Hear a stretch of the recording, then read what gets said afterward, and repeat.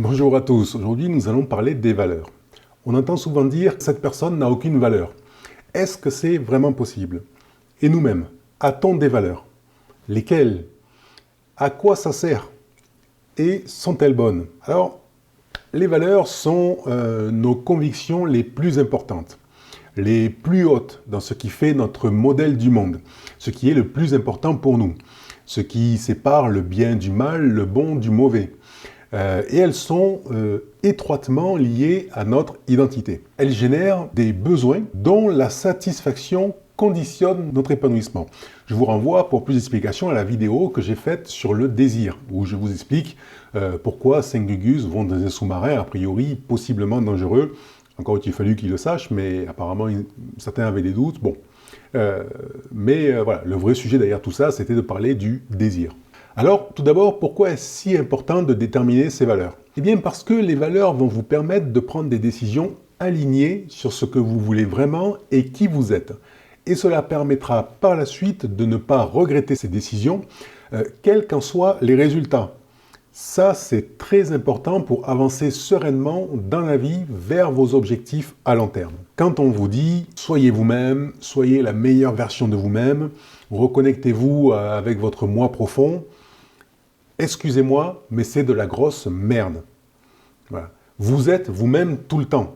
Sinon, qui êtes-vous? Quand vous n'êtes pas vous-même, vous êtes qui en réalité? Et en fait, on essaye de nous faire croire que pendant 40 ans, vous n'étiez pas vous-même, et avec 4 ou 5 exercices de développement personnel, vous allez d'un coup devenir vous-même pour les 30, 40 ou 50 prochaines années. Est-ce que vous êtes vraiment prêt ou prête à croire ça? Donc, soyons sérieux, les valeurs, c'est quelque chose sur lequel vous devez réfléchir pour, à l'avenir, être capable de prendre des décisions alignées sur vos valeurs, justement, et vos objectifs à long terme. Être vous-même, c'est juste ça. Alors, j'ai souvent des clientes qui, tout au long de leur vie, ont été victimes de personnes qui les ont influencées, plus ou moins positivement, et qui ont l'impression de ne pas avoir maîtrisé leur vie. Et même lorsque ça a été positif, parce que des fois, on peut être manipulé positivement par quelqu'un qui veut vraiment notre bien. Mais le fait de ne pas avoir elles-mêmes pris les décisions les fait baisser dans leur estime d'elles-mêmes, justement. Alors je parle au féminin parce que les femmes sont beaucoup plus ouvertes à cette remise en question. Chez les hommes, c'est plus difficile de leur faire admettre qu'ils n'ont pas maîtrisé leur vie ou leurs décisions. Donc les valeurs servent à avoir un cap qui vous permet, lorsque les éléments extérieurs commencent à se bousculer, de prendre des décisions et de pouvoir éliminer une bonne partie des possibilités très rapidement, avant même d'avoir à réfléchir. Et donc, de savoir où vous allez. Et c'est donc très important d'avoir cette direction, ce cap, avant de prendre des décisions. Parce que le jour où vous avez des décisions à prendre, vous n'aurez pas le temps de les déterminer, votre cap, etc. Et surtout, vous n'aurez pas l'énergie mentale pour les déterminer.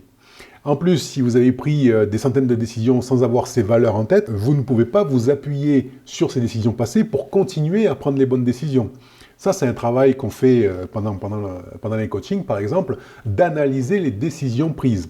Et d'ailleurs, vous avez une formation gratuite d'1 heure sur jedécide.top, www.jedécide.top, où vous mettez votre email et vous recevez gratuitement une de mes formations d'1 heure pour savoir comment prendre des décisions et savoir comment analyser les décisions passées. Ça, c'est un travail qui n'est pas sexy, parce que je ne suis pas un vendeur de rêves, c'est pas sexy, il faut travailler, mais c'est hyper efficace et c'est indispensable en réalité pour savoir prendre des bonnes décisions à l'avenir. Du coup, si vous analysez vos décisions passées, et donc vous vous racontez votre histoire, comme on l'a vu dans la vidéo sur pourquoi est-ce qu'on sauve certaines personnes et qu'on n'en sauve pas d'autres, vous verrez que le fait de se raconter sa propre histoire ne peut être efficace que si on sait d'où on est parti et où on veut aller.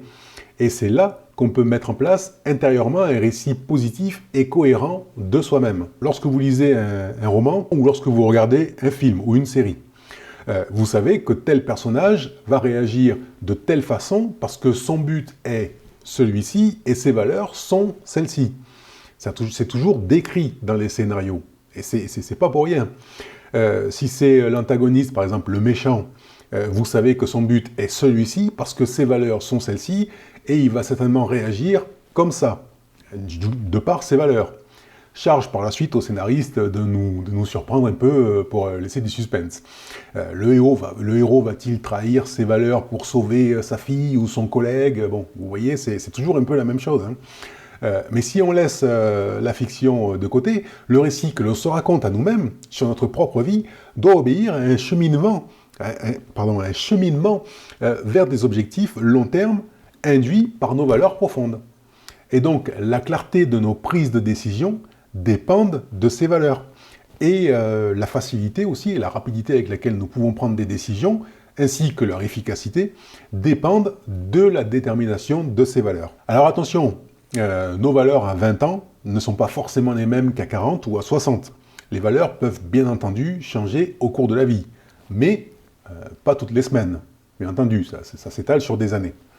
Alors pour en revenir à la question de cette vidéo, lorsqu'on dit que quelqu'un n'a pas de valeur, en réalité, c'est à cause d'une action ou d'une attitude qu'il a et que l'on n'accepte pas. Mais c'est aussi en rapport avec des valeurs que l'on pense universellement partagées. Mais s'il y a une attitude ou une action, c'est que cela répond à ses propres besoins. Besoins engendrés par des valeurs ou des objectifs, on l'a vu au début. Donc peut-être que ces valeurs sont trop éloignées des nôtres ou de notre raison pour que l'on puisse les comprendre. Mais on ne peut pas dire que quelqu'un n'a pas de valeur. Par contre, il peut ne pas les connaître ou elles peuvent être contradictoires, entraînant des comportements illogiques ou changeants. Et on peut ne pas les comprendre, et donc ne pas trouver la cohérence dans ses actions, mais il a bien des valeurs. On devrait en fait plutôt dire, cette personne ne semble pas avoir les valeurs universellement partagées parmi les gentilles personnes habitant ce monde. Vous voyez? Mais bon, je vous l'accorde, cette phrase paraît très conne, et vous risquez de passer pour un idiot ou une idiote, donc ne la dites pas, mais pensez-le. Une fois qu'on sait que tout le monde a des valeurs qui lui sont propres, si l'on a envie ou besoin d'avoir des relations avec cette personne, le but sera de comprendre ses valeurs, comprendre ce qui la fait bouger, ce qui la met en action, qu'est-ce qui, dans ses décisions au jour le jour, semble primer. Ça peut être très intéressant, par exemple, au travail ou dans des endroits où on ne choisit pas avec qui on a des relations. Et si vous tentez de déterminer cela pour comprendre cette personne et pouvoir comprendre ses réactions, prenez toutes vos valeurs, vos croyances, vos a priori, le bien, le mal, ce qui est bon, ce qui ne l'est pas, et mettez tout ça de côté, car chacun a sa vision du monde, et on ne peut comprendre l'autre si on part du principe qu'il doit partager les mêmes valeurs que nous. Alors ensuite, vous reprenez vos valeurs, hein, voilà, vous ne laissez pas de côté. C'est la base de mon métier d'ailleurs, hein, par exemple de coach. Personnellement, c'est quelque chose que j'arrive à faire de façon instinctive. J'arrive à accepter n'importe quelle valeur, n'importe quelle vision du monde, à me mettre à la place de n'importe quelle personne, même si ces valeurs peuvent paraître horribles ou immorales. Alors je vous rassure, hein, je ne suis pas un psychopathe, mais en fait j'ai juste l'humilité, depuis toujours, de penser que ma vision du monde et mes valeurs ne valent pas plus que les vôtres, par exemple. Et cela, voilà, depuis toujours, ça m'a permis de développer cette facilité à vous aider lorsque vous faites appel à moi. Voilà donc pour cette vidéo qui, je l'espère, vous poussera à l'humilité et à l'acceptation des valeurs des autres. Cela ne veut surtout pas dire qu'il faut adhérer aux valeurs des autres, hein, mais juste les accepter. Et puis si vous côtoyez des gens dont les valeurs vous répugnent et que vous n'êtes pas obligé de les côtoyer, ben, ne les côtoyez plus. Ce n'est pas du tout un échec, hein, c'est comme ça, c'est normal, c'est la vie. Dites-moi en commentaire ce que vous en pensez. Avez-vous déjà été dans cette situation où il vous semblait que quelqu'un n'avait pas des valeurs acceptables ou que vous aviez du mal à appréhender? Qu'est-ce que ça a entraîné chez vous? J'adore, moi, voilà, avoir vos témoignages, discuter avec vous, c'est vraiment ce qui me plaît le plus. Abonnez-vous à ma chaîne pour recevoir les nouvelles vidéos dans lesquelles je délivre les vraies informations du coaching pour prendre les bonnes décisions et passer à l'action. Bye!